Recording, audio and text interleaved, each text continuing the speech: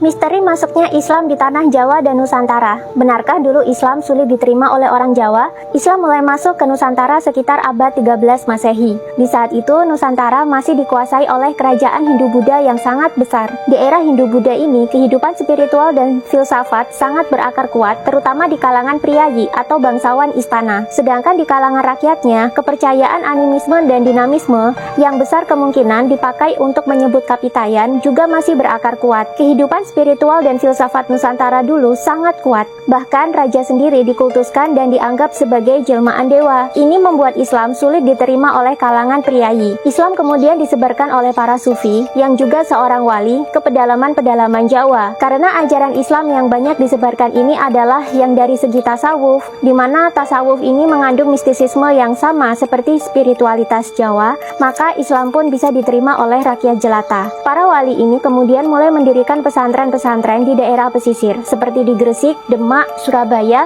dan masih banyak lagi. Pesantren ini mengadopsi bentuk kekuasaan Istana Majapahit, di mana pemimpin istananya sangat dikultuskan atau dikeramatkan, sehingga bawahannya tidak ada yang berani melawan. Para kiai atau para wali pendiri pesantren ini juga dikeramatkan oleh santri dan penduduk, sehingga terbentuklah kekuasaan tandingan di pesisir-pesisir yang mulai mendominasi dan menggeser kekuasaan kerajaan Majapahit. Ketika kekuasaan Raja Majapahit semakin lemah, muncullah Kesultanan Demak. Yang jarang diketahui, kesultanan ini ternyata di-backup oleh para wali dan santri. Karena waktu itu para wali sudah dikeramatkan dan menjadi kekuasaan tandingan, maka Demak dengan dukungan para wali dan pesantren akhirnya bisa mengkudeta kerajaan Majapahit dan menjadi penguasa Jawa selanjutnya. Semenjak itu, ajaran Islam meluas hingga ke Pulau Lombok dan Sumbawa. Hanya Bali yang tidak bisa diislamkan. Uniknya, ada sebuah perjanjian antara Sunan Kalijaga dengan Raja Brawijaya V sebagai raja terakhir kerajaan Majapahit. Perjanjian ini juga melibatkan kisah mitologi Sabdo Palon. Dalam perjanjian tersebut, Sabdo Palon berpesan agar walaupun Jawa diislamkan, orang Jawa tetap tidak boleh kehilangan jati dirinya,